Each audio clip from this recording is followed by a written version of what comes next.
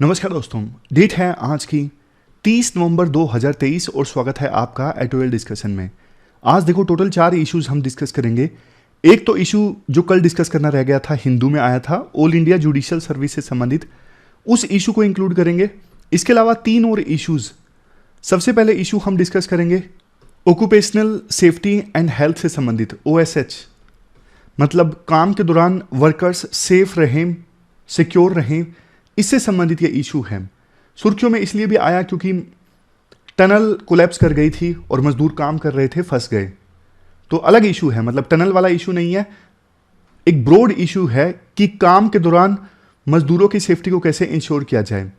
दूसरा फिर patent file करने से संबंधित आर्टिकल हम डिस्कस करेंगे कि इंडिया से लगातार जो पेटेंट फाइल्स हो रहे हैं उनकी संख्या इंक्रीज होती जा रही है, ऐसा क्यों, क्या करना चाहिए सरकार को। तीसरा आर्टिकल एक हम डिस्कस करेंगे। हम बार बार बोल तो देते हैं कि इंडस्ट्री और हायर एजुकेशन के जो इंस्टीट्यूशन है दोनों के बीच में कोलैबोरेशन होना चाहिए, लेकिन वास्तव में एक्चुअली कैसे होना चाहिए, थोड़ा डीप इशू है, वो हम डिस्कस करेंगे। और चौथा तो ऑल इंडिया जुडिशियल सर्विस वाला, तो काफ़ी इंटरेस्टिंग डिस्कशन होगी। चलिए डिस्कशन स्टार्ट करते हैं। इसके बाद next article occupational safety and hazard से संबंधित है। आप जीएस पेपर सेकंड के इस टॉपिक से आर्टिकल को रिलेट कर सकते हो। देखो, उत्तराखंड में वर्कर्स काम कर रहे थे, उस समय माइन कोलैप्स हो गई और वर्कर्स माइन के अंदर फंस गए। अब उनको रेस्क्यू कर लिया गया है, लेकिन इस घटना ने ना occupational safety and health issue की तरफ ध्यान आकर्षित किया। इस टर्म का मतलब यानी OSH का मतलब यह है जब मजदूर काम कर रहे हैं ना, उनकी सेफ्टी और हेल्थ को इंश्योर करना। जैसे वर्कर से इस प्रकार का हेलमेट पहन के जाते हैं, अगर वर्कर हाइट पे काम कर रहे हैं तो प्रॉपर सेफ्टी का इस्तेमाल करते हैं, रस्सी वगैरह बांध के काम करते हैं ताकि पैर फिसलने की वजह से नीचे ना गिर जाएं। तो ये सब चीजें क्या हैं, ये ऑक्यूपेशनल सेफ्टी एंड हेल्थ का हिस्सा हैं। इसके अलावा देखो, 23वीं world congress on safety and health at work start हुई सिडनी, ऑस्ट्रेलिया में 27 नवंबर से। इस इवेंट की थीम थी shaping change, collaborating for a healthier and safer world of work. India की तरफ से किसने पार्टिसिपेट किया? एम्प्लॉई स्टेट इंश्योरेंस कॉर्पोरेशन यानी ESIC के डायरेक्टर ने इस कॉन्फ्रेंस में इंडिया को रिप्रेजेंट किया। इस इवेंट में ना इंटरनेशनल लेबर ऑर्गेनाइजेशन की एक report, A call for safer and healthier working environment, ये रिपोर्ट इंपॉर्टेंट है। ये रिपोर्ट डिस्कस की गई इस इवेंट में। ये देखो डेफिनेशन, अगर आपको एग्जाम में लिखनी हो, ऑक्यूपेशनल सेफ्टी एंड हेल्थ जो है ये डील करता है वर्क प्लेस पे हेल्थ एंड सेफ्टी रिलेटेड सभी एस्पेक्ट्स को, और मेन फोकस होता है ऑक्यूपेशनल सेफ्टी एंड हेल्थ का कि किसी प्रकार के हैजार्ड को प्रिवेंट किया जाए, कोई भी मतलब दुर्घटना हो काम के दौरान ना हो, इस चीज पे फोकस किया जाए। मकसद यही है कि एक्सीडेंट्स को अवॉइड किया जाए काम के दौरान और बहुमूल्य जानों को बचाया जा सके, इंजरीज को बचाया जा सके। देखो, लेबर का वेलफेयर जो है वो कॉन्करेंट लिस्ट में आता है, मतलब मजदूरों के वेलफेयर को लेकर सेंट्रल गवर्नमेंट भी कानून बनवा सकती है और स्टेट गवर्नमेंट भी कानून बनवा सकती है। नोडल एजेंसी कौन है? Ministry of labour and employment central government की तरफ से नोडल एजेंसी है, और अलग अलग राज्य सरकारों में जो लेबर डिपार्टमेंट है वो नोडल एजेंसी है ऑक्यूपेशनल सेफ्टी एंड वर्कर्स के हेल्थ के लिए। इसके बाद देखो, ILO यानी इंटरनेशनल लेबर ऑर्गेनाइजेशन की जो रिपोर्ट है ना, उसमें से कुछ मुख्य टेकअवेज। सबसे पहले 2016 का ये डेटा है। 2016 में 7.45 लाख वर्कर्स की डेथ हो गई। क्यों? क्योंकि exposure to long working hours, बहुत समय तक एक दिन में वर्कर्स काम कर रहे थे। आप पूछोगे सर, ज़्यादा आवर्स काम करने से किसी की डेथ कैसे हो सकती है? देखो, ज़्यादा काम करना मतलब ज़्यादा स्ट्रेस, ज़्यादा एंजाइटी, तो ऐसी सिचुएशन में हार्ट अटैक, स्ट्रोक, इन सब चीज़ों के चांसेस बढ़ जाते हैं। इसके बाद इस रिपोर्ट में यह भी बताया गया 2016 में 4.5 लाख वर्कर्स की डेथ हो गई। क्यों? क्योंकि काम के दौरान exposure to particulate matter, gases, fumes, इन सब के चपेटे में आने की वजह से इंजरीज हो गई 3,63,000 वर्कर्स को। हर साल देखो 30 लाख वर्कर्स की डेथ हो जाती है वर्क रिलेटेड एक्सीडेंट्स या फिर डिजीज की वजह से। कैंसर के केसेस भी बढ़ रहे हैं। 2000 से लेकर 2020 के बीच में नॉन मिलेनोमा स्किन कैंसर्स इंक्रीज हो गया है बाय 37%। वैसे देखो, वर्क प्लेसेस पे वर्कर्स की सेफ्टी को इंश्योर करने के लिए कन्वेंशंस हैं, जैसे कि ILO occupational safety and health convention, convention number 155, लेकिन इसको 79 कंट्रीज ने रेटिफाई किया है आउट ऑफ 187। एक और कन्वेंशन है, कन्वेंशन नंबर 187, इसमें इसका नाम है promotional framework for occupational safety and health convention 2006। इसको 62 कंट्रीज ने रेटिफाई किया है आउट ऑफ 187, यानी ILO के जो कन्वेंशंस है उसको फॉलो नहीं किया जा रहा है, रेटिफाई बहुत कम देशों ने किया है। इसके बाद आर्टिकल में बात की जाती है issues related to worker safety. सबसे पहला है predominance of unorganised and informal sector. देखो खास करके हमारे देश में ज़्यादातर जॉब्स जो हैं वो इनफॉर्मल जॉब्स हैं, 90% जॉब्स। जैसे देखो कई छोटी छोटी गलियों में फैक्ट्रीज चल रही हैं जो ना टैक्स देती हैं, जिनके बारे में ना सरकार को पता है कि यहाँ पे फैक्ट्री चल रही है। अब ऐसे प्लेसेस पे वर्कर्स की सेफ्टी को इंश्योर करना बहुत डिफिकल्ट हो जाता है। अक्सर हम इस प्रकार की खबरें सुनते हैं, पटाखा फैक्ट्री में आग लगी, फिर सरकार जांच बिठाती है, सरकार कहती है फैक्ट्री ने लाइसेंस नहीं लिया था। तो ऐसे इनफॉर्मल सेक्टर में ना वर्कर्स की सेफ्टी को इंश्योर करना बहुत डिफिकल्ट हो जाता है, क्योंकि लेबर लॉज इंप्लीमेंट नहीं हो पाते इन फैक्ट्रीज में। और वैसे भारत सरकार ने भी 2 कन्वेंशंस जिनके बारे में हमने डिस्कस किया था ना ILO की, दोनों में से किसी भी कन्वेंशन को भारत सरकार ने रेटिफाई नहीं किया है। Next point, selective OSH framework. देखो हमारे देश में ना 4 सेक्टर्स हैं, मैन्युफैक्चरिंग, माइनिंग, पोर्ट, कंस्ट्रक्शन। यहां पर वर्कर्स की सेफ्टी को इंश्योर करने के लिए कानून है, लेकिन बाकी जगहों का क्या? बाकी जगहों पर वर्कर्स की सेफ्टी नहीं है क्या? तो यही राइटर कहते हैं agriculture sector, service sector, transport sector, यहां पर बहुत बड़ा गैप है, वर्कर्स की सेफ्टी को इंश्योर करने के लिए कोई कानून नहीं है। Next point, national policy on safety, health and environment at work place. यह अनाउंस की गई थी 2009 में। रिव्यू जो है पॉलिसी का चल रहा है इतने सालों बाद, लेकिन देखो पॉलिसी की इंप्लीमेंटेशन के लिए कोई स्पेसिफिक फाइनेंशियल बजट या फिर स्कीम नहीं चलाई गई। Next, challenges in managing occupational safety and health risk. इसका मतलब देखो ये है, आज के समय में ना काम का नेचर चेंज हो रहा है, मतलब आउटसोर्सिंग बहुत ज्यादा चल रही है। जैसे टाटा मोटर्स को कोई व्हीकल की मैन्युफैक्चरिंग करनी है, वो क्या करते हैं, वो सोचते हैं कि यार ब्रेक किसी कंपनी, छोटी कंपनी से परचेज कर लेते हैं, जो मिरर है वो किसी दूसरी कंपनी से परचेज कर लेते हैं, हम असेंबल कर लेंगे। तो ऐसी ऐसी चीजें बहुत होने लगी हैं। अब जिस कंपनी से टाटा मोटर्स ब्रेक परचेज कर रही है, वहां पे वर्कर्स कैसे काम कर रहे हैं पता नहीं है, वहां पे सेफ्टी का ध्यान रखा जा रहा है नहीं रखा जा रहा है पता नहीं है। उसी प्रकार से गिग इकोनॉमी का बोलबाला है, जोमेटो, स्विगी सारे। तो यहां पर जो डिलीवरी एग्जीक्यूटिव्स हैं वो इस्टेब्लिशमेंट से दूर रह के काम करते हैं। तो इन चीजों की वजह से ना ऑक्यूपेशनल सेफ्टी एंड हेल्थ का ध्यान रखना रिलेटिवली डिफिकल्ट हो गया है। नेक्स्ट पॉइंट तो देखो लॉकडाउन से संबंधित है। लॉकडाउन लगा था, ये पॉइंट पुराना हो गया, छोड़िए अब इसको। Laws and regulations on occupational safety and health. संविधान में फ्रेमवर्क क्या है? जैसे मैंने आपको बताया कॉन्क्रीट लिस्ट में आता है, लेबर का सब्जेक्ट जो है दोनों कानून बना सकते हैं।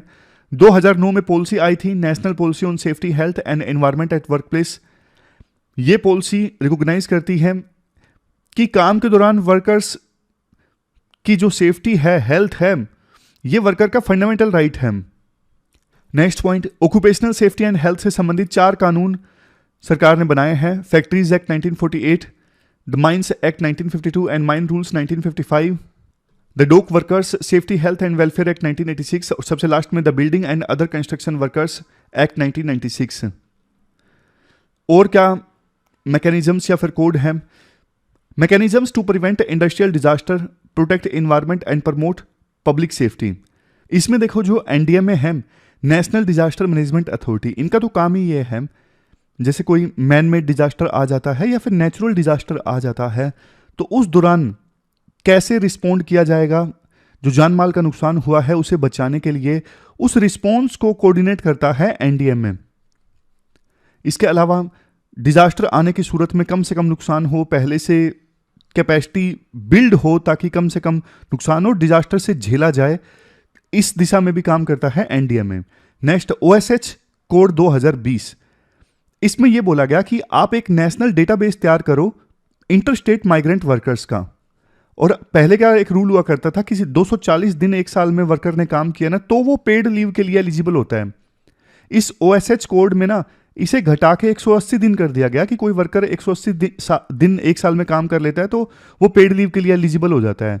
और कुछ ऐसे वर्कर्स होते हैं, कुछ दिन काम किया इस स्टेट में, कुछ दिन काम किया दूसरे स्टेट में, तो उनको फायदा होगा इस चीज से। जब एक नेशनल डेटाबेस तैयार हो जाएगा इंटर स्टेट माइग्रेंट वर्कर्स का, तो फिर उनको ना जल्दी वो पेड लीव के लिए एलिजिबल हो जाएंगे।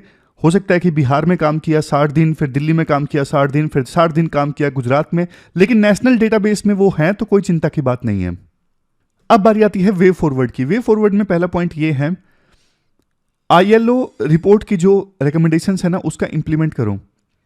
अब देखो रिपोर्ट ने ना 5 कैटेगरीज में अपनी रिकमेंडेशंस दी। एक, वर्कर्स को अधिकार होना चाहिए एसोसिएशन का, यूनियन वगैरह जो बनाते हैं workers, freedom of association, effective recognition of right to collective bargaining, mill के मैनेजमेंट से बार्गेन कर सकें ये अधिकार होना चाहिए, elimination of all forms of forced और compulsory labour, abolition of child labour. Compulsory labour या फिर जो फोर्सफुल लेबर नहीं होता वो नहीं होनी चाहिए, चाइल्ड लेबर को पूरी तरह से खत्म कर दिया जाए, elimination of discrimination in respect of employment and occupational, और सबसे लास्ट में है safety and health working environment, अच्छा एनवायरनमेंट होना चाहिए काम करने के लिए। तो ये 5 तरह की रिकमेंडेशंस दी ILO ने, इसे विभिन्न सरकारों को इंप्लीमेंट करवाना चाहिए।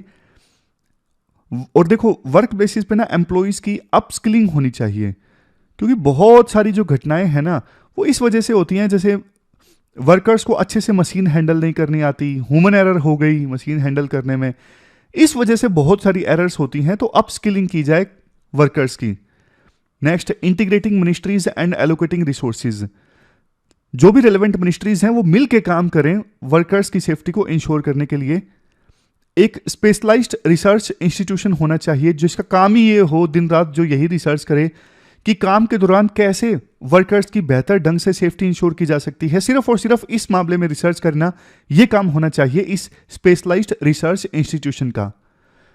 लास्ट में कहा जाता है जहां देखो फैक्ट्री छोटी है, एम्प्लॉयर के पास में इतना पैसा ही नहीं है कि वो वर्कर्स की सेफ्टी के लिए कुछ खास कर सके, वहां पे फिर NGOs, कुछ दूसरे social partners, civil society organisations, इनका सहारा लिया जाए। जहां पे छोटी फैक्ट्री वाले एम्प्लॉयर वाले ज़्यादा कुछ नहीं कर पा रहे हैं तो फिर सोशल पार्टनर्स की मदद ली जाए, उनको इन्वॉल्व किया जाए। सोशल पार्टनर्स मतलब NGOs, सिविल सोसाइटी ऑर्गेनाइजेशंस, ये सब।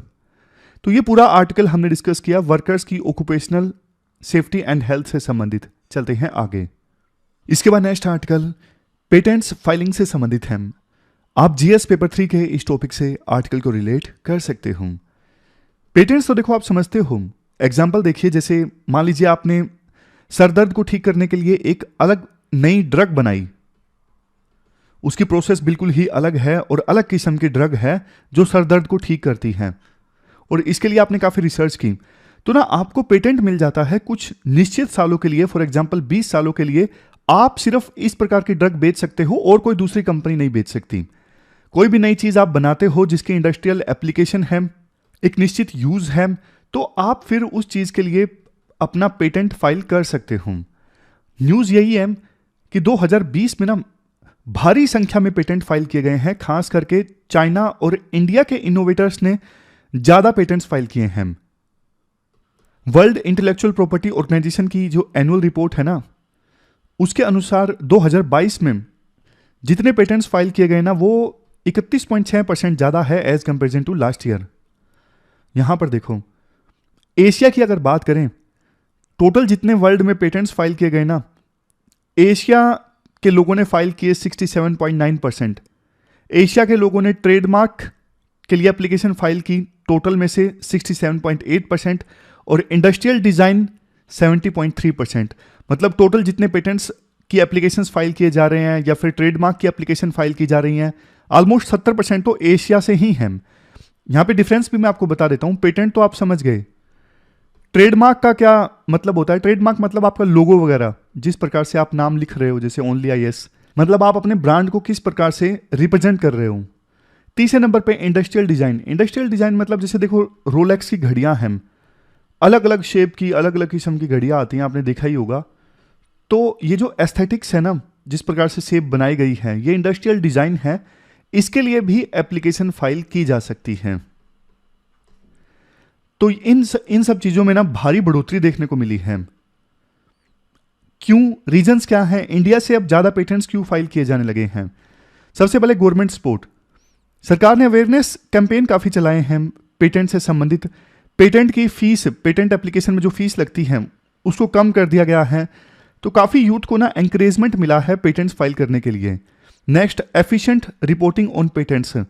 जब देखो कोई person, for example Mahesh, patent की एप्लीकेशन फाइल करता है ना, तो ना कुछ समय के बाद फर्स्ट एग्जामिनेशन रिपोर्ट अथॉरिटीज के द्वारा प्रेजेंट की जाती है। वो एक प्रकार से इनिशियल फीडबैक होता है अथॉरिटीज की तरफ से कि आपकी एप्लीकेशन आई, हमारी तरफ से ये इनिशियल फीडबैक है आपकी एप्लीकेशन पे कि आपकी जो एप्लीकेशन है सारे पैरामीटर्स पे खरा उतरती है या नहीं उतरती है, या फिर कोई और इंफॉर्मेशन चाहिए अथॉरिटीज को, वो सब दिया होता है फर्स्ट एग्जामिनेशन रिपोर्ट में।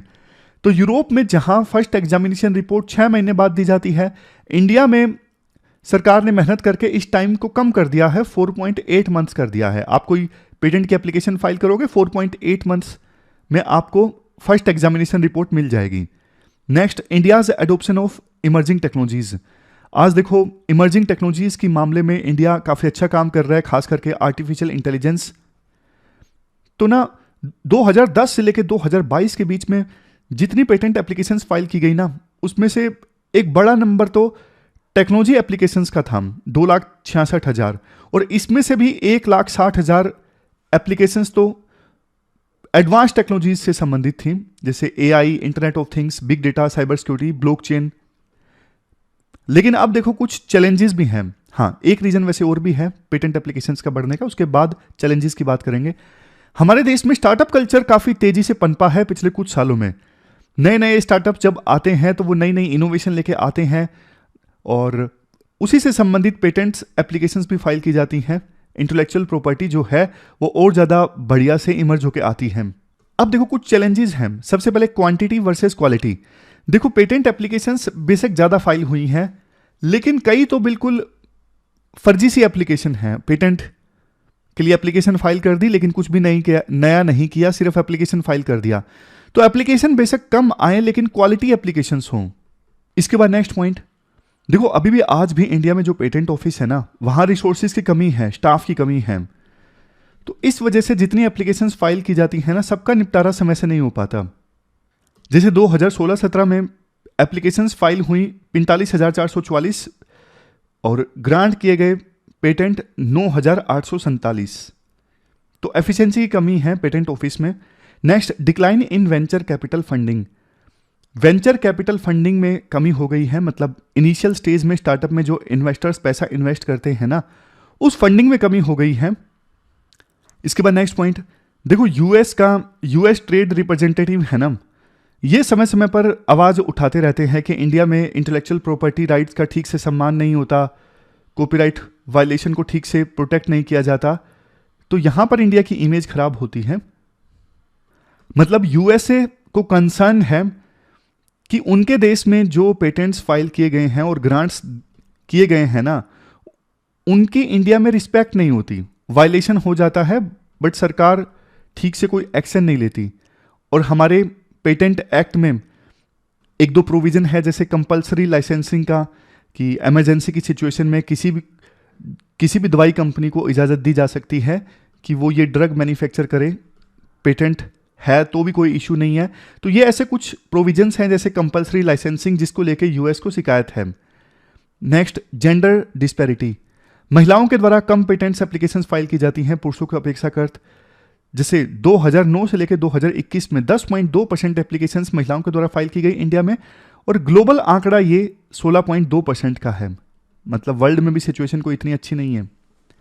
सरकार के द्वारा क्या किया गया है, इंटेलेक्चुअल प्रॉपर्टी ऑफिस को मॉडर्नाइज किया गया है, डिजिटलाइज किया गया है, फंक्शनिंग इंप्रूव की गई है ताकि एप्लीकेशंस को जल्दी से निपटारा किया जाए। पेटेंट फाइलिंग फीस कम कर दी गई है। इसके बाद में कुछ कैटेगरीज जैसे स्टार्टअप हैं, स्मॉल एंटिटीज हैं, वुमेन इन्वेंटर्स हैं, बल्कि इनके लिए तो अप्रूवल और भी जल्दी मिलता है, मतलब मिलना होता है तो एप्लीकेशन अगर ठीक है ना, तो इन कैटेगरीज की एप्लीकेशंस का निपटारा बल्कि और जल्दी होता है। कोई स्टार्टअप है, वुमेन इन्वेंटर है। Next, national intellectual property awards सरकार हर साल देती है ताकि आईपी क्रिएशन या फिर कॉमर्शलाइजेशन के जो अचीवर्स हैं उनको सम्मानित किया जा सके, हमारे देश में और ज़रा मोटिवेशन आए। नेक्स्ट, पेटेंट फैसिलिटेशन प्रोग्राम, इसमें क्या मदद की जाती है जैसे स्टार्टअप्स की कि वो पेटेंट एप्लीकेशन फाइल करें, मतलब पेटेंट को फैसिलिटेट करने में सरकार मदद करती है। वे फॉरवर्ड में क्या कहा जाता है, चाइना की पेटेंट अप्रोच से हमें बेस्ट प्रैक्टिसेस सीखनी चाहिए। चाइना में देखो बहुत सारे पेटेंट्स को अप्रूवल मिलता है, वहाँ का पेटेंट ऑफिस ज़्यादा अच्छे से काम करता है, स्टाफ की कमी नहीं है, फंडिंग की कमी नहीं है, और पूरा स्मूथनेस के साथ में पूरा एक्सपीरियंस रहता है। जब भी पेटेंट एप्लीकेशन फाइल की जाती है, मैसेज आता रहता है मोबाइल में कि आपकी एप्लीकेशन का क्या स्टेटस है। तो इंडिया को भी इन छोटी छोटी चीज़ों पे ध्यान देना चाहिए। Next, analysis of patent quality, patent मिलने के बाद भी पोस्ट फैक्टो एनालिसिस जरूर होना चाहिए पेटेंट की क्वालिटी का। Office of principal scientific adviser के तत्वाधान में यानी गाइडेंस में पेटेंट्स जो ग्रांट किए गए हैं ना, उनकी क्वालिटी का एनालिसिस किया जा सकता है। इंसेंटिव स्ट्रक्चर को नो कहे सरकार, क्योंकि इंसेंटिव देने से ना लो क्वालिटी की पेटेंट एप्लीकेशंस आ जाती हैं। नेक्स्ट, अवेयरनेस फैलाई जाए और भी ज़्यादा विभिन्न स्टेक होल्डर्स के बीच में पेटेंट फाइलिंग को लेके, ताकि और ज़्यादा से ज़्यादा पेटेंट्स फाइल किए जा सकें लेकिन क्वालिटी वाले। नेशनल आईपी अवेयरनेस मिशन का एम ये है इंटेलेक्चुअल प्रॉपर्टी से संबंधित चीज़ों को लेके स्टूडेंट्स को अवेयर किया जाए। तो ये पूरा आर्टिकल हमने डिस्कस किया, क्यों भारी संख्या में अब पेटेंट्स फाइल हो रहे हैं इंडिया से। चलते हैं आगे। इसके बाद देखो हिंदू का एक आर्टिकल है जिसमें कुछ पॉइंट्स इंपॉर्टेंट है, एक्सट्रैक्ट करके मैं आपको बता देता हूं। अक्सर हम ये पॉइंट डिस्कस करते हैं कि यूनिवर्सिटीज़ को और इंडस्ट्रीज़ को आपस में कोलैबोरेट करना चाहिए, क्योंकि यूनिवर्सिटीज़ बहुत सारी रिसर्च करती हैं लेकिन उसको कॉमर्शलाइज नहीं करती। उस रिसर्च से कोई प्रोडक्ट बन सकता है तो यूनिवर्सिटीज़ नहीं बनाती, लेकिन अगर यूनिवर्सिटीज़ अपना रिसर्च शेयर करें इंडस्ट्री वालों के साथ में, तो इंडस्ट्री वाले उस रिसर्च का फ़ायदा उठा सकते हैं। तो इस आर्टिकल में यही सारी बातें बोली गई हैं कि कैसे यूनिवर्सिटीज़ और इंडस्ट्री आपस में कोलैबोरेट कर सकते हैं। देखो कुछ चैलेंजेस हैं, जैसे सबसे पहला चैलेंज पता क्या है, हायर एजुकेशन का कोई इंस्टीट्यूशन है, अब उसका मेन मकसद पता क्या होता है, एजुकेशन देना, रिसर्च कंडक्ट करना। वो थ्योरेटिकल नॉलेज पर ज़्यादा फोकस करते हैं हायर एजुकेशन के संस्थान, जबकि दूसरी तरफ इंडस्ट्रीज वाले होते हैं ना, वो टोटली प्रॉफिट ड्रिवन होते हैं। उन्हें लगता है रिसर्च भी करो तो ऐसी करो जिससे कम से कम हमें फ़ायदा तो हो। वो नॉलेज की प्रैक्टिकल एप्लीकेशन पे फोकस करते हैं कि नॉलेज तो ठीक है, नॉलेज का इस्तेमाल कैसे किया जा सकता है प्रोडक्टिविटी को इन्हेंस करने के लिए, इनोवेशन के लिए, वो इंपॉर्टेंट है। तो दोनों के ना एम अलग अलग हैं, हायर एजुकेशन इंस्टीट्यूशन के और इंडस्ट्री वालों के। दोनों के बीच में एक मिडिल ग्राउंड इस्टेब्लिश करना जरूरी है। नेक्स्ट, दूसरा है कल्चरल डिफरेंस। कल्चरल डिफरेंस है, जैसे देखो कोई हायर एजुकेशन का संस्थान जब इंडस्ट्रियल पार्टनर के साथ में कोलैबोरेट कर रहा है ना, तो एक चैलेंज ये आता है, मान लीजिए कोई डेटा निकाला गया रिन्यूएबल एनर्जी से संबंधित प्रोजेक्ट से। अब इंडस्ट्री वाला बोलेगा सब कुछ सीक्रेट रखो, बिजनेस का पार्ट है, अगर बाकियों ने ये चीज़ देख ली तो फिर हमारा फ़ायदा क्या। जबकि हायर एजुकेशन इंस्टीट्यूशन का मकसद होता है कि जितना ज़्यादा नॉलेज को स्प्रेड किया जा सके स्प्रेड करो, जर्नल में छापो। तो कल्चरल डिफरेंस होता है दोनों के बीच में, हायर एजुकेशन इंस्टीट्यूशन और इंडस्ट्रियल पार्टनर्स के बीच में। नेक्स्ट है, देखो जो हायर एजुकेशन का संस्थान है ना, उसका कम्युनिकेशन चैनल नहीं होता इंडस्ट्री वालों के साथ में। जैसे जिस कॉलेज में मान लीजिए मैं पढ़ा, अब उनको पता ही नहीं है कि किस इंडस्ट्री के साथ बात करें, कैसे बात करें, चैनल्स क्या हैं बात करने के, कैसे उनको ढूंढ के लाएं। तो कम्युनिकेशन चैनल्स की प्रॉब्लम है कि पार्टनरशिप कैसे इस्टेब्लिश की जाए।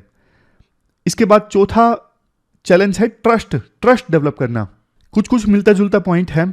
इंडस्ट्रियल पार्टनर्स को ना ये ट्रस्ट आना जरूरी है कि एजुकेशन इंस्टीट्यूशन वाले ये इंफॉर्मेशन, रिसर्च से संबंधित इंफॉर्मेशन किसी दूसरे के साथ शेयर नहीं करेंगे। अगर शेयर करेंगे तो उनका तो पूरा प्रोडक्ट बिगड़ जाएगा। तो ये ट्रस्ट आना जरूरी है। राइटर कहते हैं देखो लोकल लेवल पे ना यूनिवर्सिटीज़ जो है ना, कुछ लोकल मैन्युफैक्चरिंग प्रॉब्लम को दूर कर सकते हैं, ये एक शुरुआत हो सकती है। और बड़े लेवल पे तो फिर एडवांस टेक्नोलॉजी से संबंधित रिसर्च यूनिवर्सिटीज़ के द्वारा की जा सकती है, जिससे पूरे नए नए प्रोडक्ट मार्केट में आएँ। तो ना सिचुएशन के हिसाब से अलग अलग तरह का कोलैबोरेशन हो सकता है। लोकल लेवल पे लोकल मैन्युफैक्चरिंग प्रॉब्लम से संबंधित टाई अप, और बड़े लेवल पे कुछ नई टेक्नोलॉजी से संबंधित रिसर्च। तो ये पूरा कुछ पॉइंट्स बताते हैं जगदीश कुमार, जो पहले जेएनयू के वाइस चांसलर भी थे। चलते हैं आगे। इसके बाद next article all India judicial service के सजेशन से संबंधित है। आप जीएस पेपर सेकंड के इस टॉपिक से आर्टिकल को रिलेट कर सकते हो। देखो, इंटेंशन अच्छी है। प्रेसिडेंट द्रौपदी मुर्मू ने ना हाल ही में सजेशन दिया कि एक all India judicial service establish की जाए, जैसे आईएएस आईपीएस है, और उसी प्रकार से ऑल इंडिया जुडिशियल सर्विस होनी चाहिए। इसका जो एग्जाम क्लियर करें वो जजेस बने लोअर लेवल पे, लोअर कोर्ट्स में। सजेशन अच्छा है, बहुत सारे फायदे भी हैं। जैसे देखो, अभी बहुत सारी पोस्ट ना खाली रहती है लोअर कोर्ट्स में अलग अलग राज्यों में। अगर ऑल इंडिया जुडिशियल सर्विस से कैंडिडेट्स चुन के आएंगे तो एक पूल बनेगा। हर साल एक निश्चित संख्या में कैंडिडेट्स चुन के आएंगे, उनको फिर फर्दर अपॉइंट किया जा सकता है अलग अलग राज्यों की लोअर कोर्ट्स में। करप्शन कम होगा। अभी देखो, हाई कोर्ट्स जो हैं वो डिसाइड करती हैं कि कौन डिस्ट्रिक्ट जज होगा। इवन कई बार तो बार से किसी वकील को उठा के आइडेंटिफाई करके उसको डिस्ट्रिक्ट जज बना दिया जाता है। प्रमोशन के थ्रू कम जज डिस्ट्रिक्ट जज बनते हैं। और लोअर लेवल पे डिस्ट्रिक्ट कोर्ट में जो सबऑर्डिनेट जजेस होते हैं ना, उनको अपॉइंट तो हाई कोर्ट के द्वारा किया जाता है, लेकिन सिलेक्ट उस स्टेट के पब्लिक सर्विस कमीशन के द्वारा किया जाता है। For example, Haryana public service commission है, ये एग्जाम कंडक्ट करेगी, और उस एग्जाम को क्लियर करके जो कैंडिडेट्स एग्जाम क्लियर करेंगे वो सबऑर्डिनेट जज बनेंगे डिस्ट्रिक्ट कोर्ट में। उनको अलग अलग जगह पे अपॉइंट किया जाएगा, और बाद में हाई कोर्ट की मर्जी है कि वो इन्हीं सबऑर्डिनेट जज में से किसी एक को डिस्ट्रिक्ट जज बनाए, या फिर बार में लोकल लेवल पे जो बार होती है डिस्ट्रिक्ट कोर्ट में, यानी जो वकील होते हैं उनमें से किसी को डिस्ट्रिक्ट जज बना दे। ये हाई कोर्ट पे डिपेंड करता है। आमतौर पे देखो, बार से ही ज्यादा कैंडिडेट्स को उठा के डिस्ट्रिक्ट जज बनाया जाता है, और इसमें काफी करप्शन नेपोटिज्म चलता है। अगर देखो एक ऑल इंडिया लेवल का एग्जाम होगा तो फिर उसमें करप्शन कम होगा। जैसे यूपीएससी एग्जाम कंडक्ट करती है, करप्शन कम होता है, वैसे ही जजेस चुन के आएंगे वो बिना करप्शन के चुन के आएंगे। इंटर स्टेट ट्रांसफर की जा सकती है, एक स्टेट से दूसरे स्टेट में जहां अभी वैकेंसी ज़्यादा है वहाँ भेजे जा सकते हैं कैंडिडेट्स को। एफिशिएंसी इंप्रूव होगी। जुडिशरी जो है वो इंडिपेंडेंट होकर काम कर सकेगी, क्योंकि इंडिपेंडेंट एग्जाम से कैंडिडेट चुन के आए हैं जज बनने के लिए, तो वो इंडिपेंडेंट होकर काम करेंगे। ये सारे फायदे हैं, लेकिन देखो नुकसान भी हैं। अब जैसे देखो, हाईकोर्ट किसी को डिस्ट्रिक्ट जज बना रही है, हाईकोर्ट ये सब चीज़ें देखती हैं कि उस पर्सन को, जिसको हम डिस्ट्रिक्ट जज बना रहे हैं, उसको लोकल लेवल पे नॉलेज है या नहीं, लोकल लैंग्वेज आती है या नहीं आती है। अगर ऑल इंडिया जुडिशियल सर्विस से जो कैंडिडेट्स चुनेंगे वो डिस्ट्रिक्ट जज बनेंगे, तो कोई जरूरी नहीं उनको लोकल कंडीशंस के बारे में पता हो। नेक्स्ट पॉइंट, अगर देखो ऑल इंडिया जुडिशियल सर्विस से कैंडिडेट्स चुन के आएंगे वो जज बनेंगे, अगर इसमें थोड़ा सा भी एग्जीक्यूटिव यानी सरकार का दखल अंदाजी है ना, तो जुडिशरी की जो इंडिपेंडेंस है वो कॉम्प्रोमाइज हो जाएगी। नेक्स्ट पॉइंट, देखो लीगल एजुकेशन ना अलग अलग राज्यों में अलग अलग है, कानून अलग अलग राज्यों में कुछ कुछ अलग अलग हैं। तो एक कैंडिडेट की ट्रांसफर हुई है दूसरे राज्य में, तो उसको दूसरे राज्य के कानूनों के बारे में तो पता ही नहीं जो अलग है। समझ गए? नेक्स्ट पॉइंट, अभी देखो अलग अलग राज्यों में ना जजेस की सैलरी, पे स्ट्रक्चर, इंसेंटिव अलग अलग है, तो उनको एक लेवल पे लेके आना वो एक बहुत डिफिकल्ट चीज है। नेक्स्ट पॉइंट, देखो लोकल लेवल पे लोकल लैंग्वेज में सुनवाई हो, वो एडवांटेज चला जाएगा। अगर बाहर के जज, फॉर एग्जांपल तमिलनाडु के जज हरियाणा में काम करने के लिए आएंगे, तो फिर वो हिंदी में नहीं सुनवाई कर सकेंगे, क्योंकि उनको हिंदी आती नहीं, तमिल आती है, तो वो लोकल एडवांटेज खत्म हो जाएगा लोकल लैंग्वेज का। लास्ट पॉइंट, देखो ऐसा भी हो सकता है कि एग्जाम कंडक्ट करने से किसी राज्य के जो रिप्रेजेंटेशन है ज़्यादा हो जाएं, कोचिंग इंस्टीट्यूट्स का बिजनेस और ज़्यादा प्रोस्पर हो जाएगा। तो ये सारे नुकसान हैं, आर्गुमेंट्स दिए जाते हैं ऑल इंडिया जुडिशियल सर्विस बनाने के अगेंस्ट। वैसे देखो राज्यसभा को ना एक्सक्लूसिव पावर है, 2/3 मेजोरिटी के साथ रेजोल्यूशन राज्यसभा में पास किया जाता है, तो पार्लियामेंट के कानून की सहायता से all India judicial service establish की जा सकती है। आप बताइए आपकी क्या राय है, all India judicial service establish होनी चाहिए या फिर नहीं होनी चाहिए? तो ये पूरा आर्टिकल हमने डिस्कस किया। आप क्वेश्चन देख लेते हैं। अब क्वेश्चंस देख लीजिए जो आपको अटेम्प्ट करने हैं। टोटल देखो 4 इश्यूज हमने डिस्कस किए थे, लेकिन 2 क्वेश्चंस आपको अटेम्प्ट करने हैं। एक तो देखो ऑल इंडिया जुडिशियल सर्विस से संबंधित, और दूसरा occupational safety and health hazard से संबंधित। देखो pwonlyas.com पे आप जाके क्वेश्चंस का आंसर दे सकते हो। वहाँ पे कुछ स्टूडेंट्स जो शुरू में लिखते हैं उनके आंसर से इवेल्युएट भी होते हैं, मॉडल आंसर भी आपको मिलते हैं। और क्या चाहिए आपको, एक बात बताओ।